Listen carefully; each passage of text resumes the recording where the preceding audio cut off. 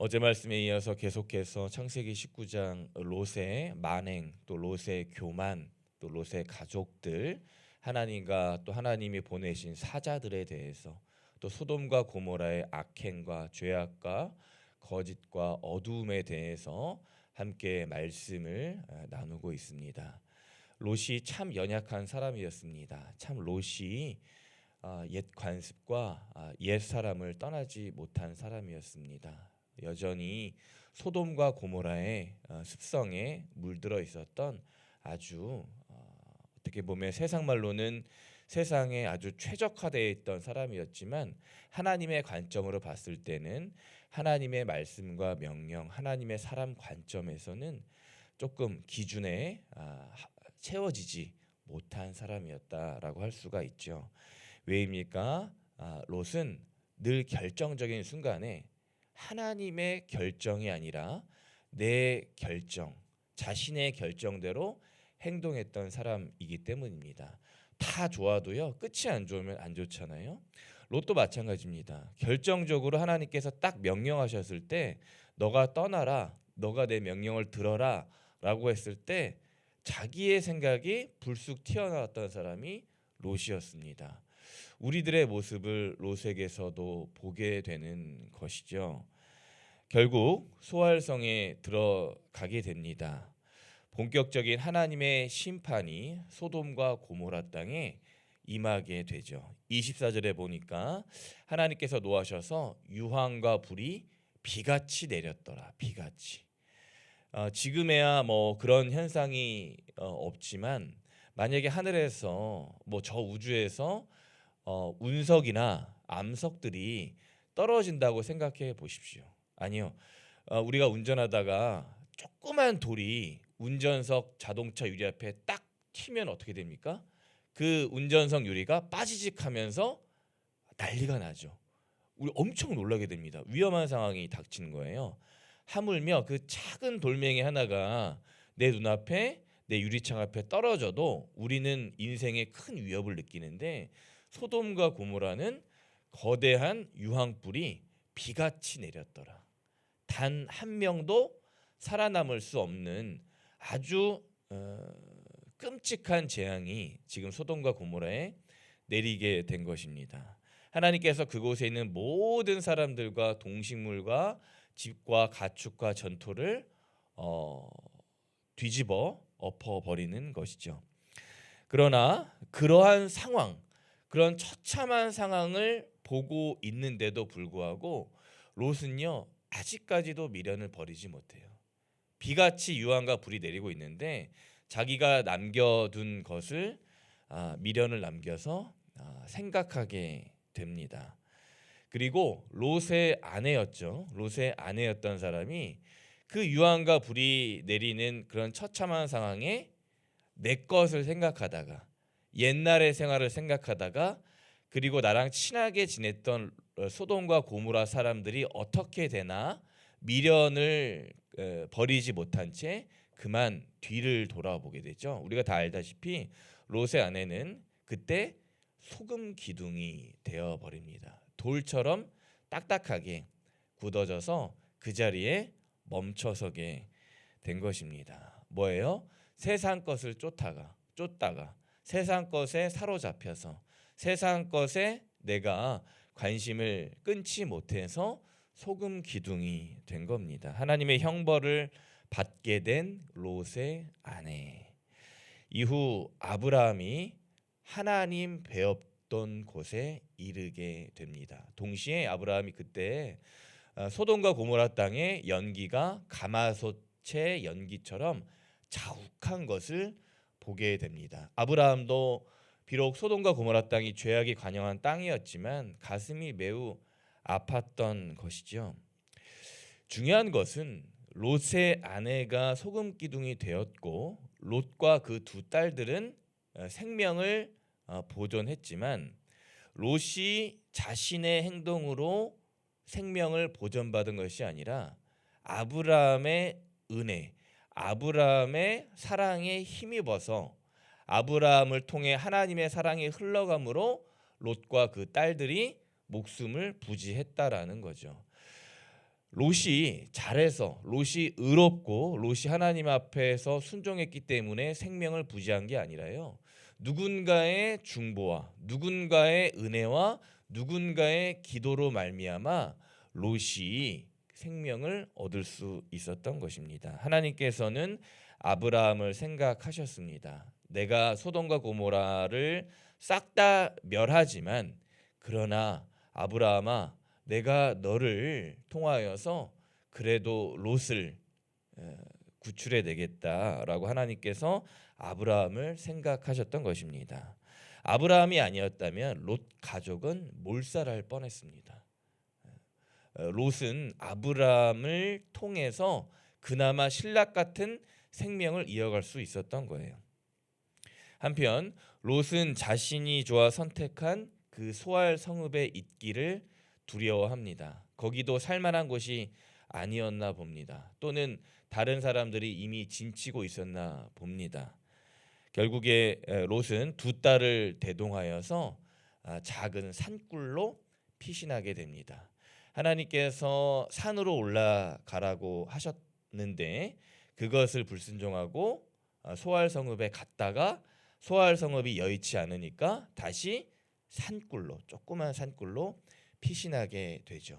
거기서 비극이 시작이 되는 것입니다.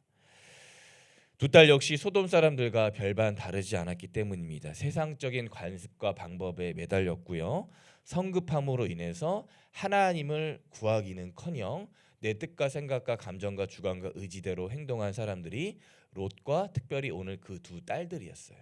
이미 나이가 들었던 아버지 대신에 이 두 딸들이 아주 인간적인 세상과 어떤 방법들을 교묘하게 꾸며내게 되죠. 그 두 딸과 롯은 반인륜적인 방법과 행동으로 후손을 이어가기로 한 것이었습니다.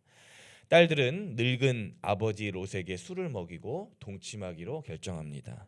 이틀 연속으로 두 딸, 큰딸과 작은딸은 아버지와 동침을 하게 되죠. 어떻게든 후손을 이어가고자 했던 딸들. 그러나 이것은 하나님이 바라시는 방법도 아니었고요, 하나님이 원하시는 방법도 결코 아니었습니다. 오히려 이 두 딸들의 모습을 통해서 소돔과 고모라의 잘못된 방법과 죄악이 그대로 이어져 가는 것을 보게 됩니다. 그의 가정은 아브라함, 특별히 하나님의 은혜가 없이는 단 하루도 살아갈 수 없는 가정이었는데도 불구하고 마치 우리들의 생각과 내 계획대로 지금까지 탈출하고 피신하고 살아왔다고 착각하고 있는 거예요. 그나마 목숨을 보존할 수 있었던 것도요, 하나님의 은혜, 아브라함의 도움이었는데 롯은, 그 딸들은 우리가 이렇게 산골로 피신했기 때문에 잘 살아가고 있다라고 생각하고 있는 것이죠. 롯은요, 두 딸들이 자신들에게 돌아왔을 때 인사불성했습니다. 딸들을 딸들로 알아보지를 못했어요. 얼마나 비참한 상황입니까? 세상에 이런 죄악도 죄악이 없는 것이죠. 그러나 우리 사회의 모습도 이와 별반 다르지가 않습니다. 악을 악으로 여기지 않고 오히려 악을 더 부추기며 악에 동참하기를 바라는 사회의 모습들을 종종 보게 됩니다. 또 그 안에 많은 사람들이 있는 것을 보게 됩니다. 그것들에 동조하고 있는 모습들, 세상의 많은 롯과 세상의 많은 딸들의 또 다른 모습이 오늘날 우리가 살아가는 세상의 어두운 단면이기도 한 것이죠. 결국 두 딸은 임신하여서 출산하죠. 37절에 보니까 큰딸이 아들을 낳아 그 이름을 뭐라고 합니까? 모압이라고 하고, 38절에 보니까 작은딸이 아들을 낳아서 이름을 베남미, 이후에 암몬 자손의 조상이 되죠. 모압과 암몬, 어떤 나라입니까? 어떤 민족입니까? 이후에 요단 동편에서 이스라엘을 끊임없이 침략하고 공격했던 이방 족속이었어요. 모압과 암몬은 이스라엘 관점에서 보면은 어찌 보면 안타까운 민족입니다. 하나님의 백성과 하나님의 땅을 찬탈했던 가슴 아픈 형제 민족이었죠. 한두 사람의 그릇된 행동과 결정이 이후에 돌이킬 수 없는 끔찍한 결과를 양산하고 만 것입니다. 사랑하는 아름다운 교회 성도님 여러분, 우리가 살아가는 세상은요, 죄악이 관영한 시대라고 볼 수가 있습니다. 소돔과 고모라와 같은 세상을 우리는 오늘도 살아가고 있는 것이죠. 바로 이때 우리는 모두 하나님의 방법을 택해야 합니다.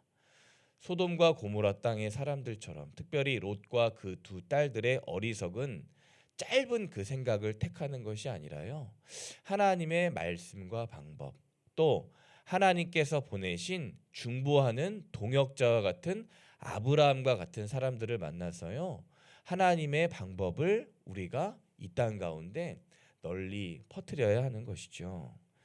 나는 하나님의 방법과 하나님의 생각, 또 하나님의 말씀으로 살고 있는지 우리 모두 점검하면 좋겠습니다. 왜냐하면 우리 부모님 세대들, 특별히 믿음의 선진들의 세대들이 하는 작은 사소한 선택과 결정이 우리 다음 세대들, 후손들, 우리 믿음의 영적 유산을 받게 될 후손들의 돌이킬 수 없는, 또는 더 나은 환경을 만들 수 있는 이 두 가지 중에 하나를 결정하기 때문입니다. 세상에 사회 악이 많지만 그곳에 롯의 가정과 같은 가정이 아니라 아브라함과 같은 누군가를 위해서 믿음의 통로가 되고, 누군가 오늘 또 제2, 제3의 롯과 같은 죄악에 걸려 넘어져 있는 그런 가정들의 손길, 도움의 손길이 될 수 있는, 복음의 손길이 될 수 있는, 누군가를 일으켜 줄 수 있는, 누군가를 하나님 곁으로 돌아올 수 있는 아브라함과 같은 가정, 또 그런 믿음의 후손들이 되어야 하는 것입니다. 우리 부모들로부터 믿음의 본을 보이고 또 그 믿음으로 자녀들을 양육해야 하는 것입니다. 그것이 우리 다음 자녀들 모두가 약속의 자녀가 되는 믿음의 길이 되기 때문입니다. 오늘도 죄악이 관영한 시대지만, 비록 하루하루 우리가 믿음으로 걸어가기 쉽지 않지만, 그러나 내가 하나님 말씀 붙잡고 죄악과 간영이 넘치는 소돔과 고모라 땅과 같은 세대, 또 롯과 같이 오늘도 걸려 넘어지고 있는 많은 사람들에게 하나님의 사랑과 복음을 아브라함과 같이 전하실 수 있는 믿음의 우리 식구들 되시길 주님의 이름으로 간절히 축원합니다. 아멘. 기도하겠습니다. 주님 감사합니다. 오늘 창세기 19장 말씀을 통하여서 정말로 우리가 이 어려운 시대, 어려운 세상을 어떻게 살아가야 할지 하나님 말씀을 보며 깨달았습니다. 비록 바라는 것은 롯과 두 딸과 같은 하나님 떠난 가정이 아니라 아브라함과 같은 롯의 가정을, 어려움에 처한 가정을 돕고 일으켜 세우고 하나님께로 돌이키는 그 자리로 데리고 올 수 있는 복음의 가정, 말씀의 가정, 하나님이 기뻐하시는 가정이 우리의 가정, 우리 성도님들의 가정, 내가 되게 하여 주옵소서. 그리하여서 우리의 믿음의 후손들이 하나님 앞에 더욱더 바르게 서고 세상 것에 오염되는 것이 아니라 오히려 세상을 하나님의 말씀으로 리드하고 하나님의 말씀으로 선도할 수 있는 우리 사랑하는 믿음의 자녀들이 되게 하여 주옵소서. 예수님의 이름으로 기도드립니다. 아멘.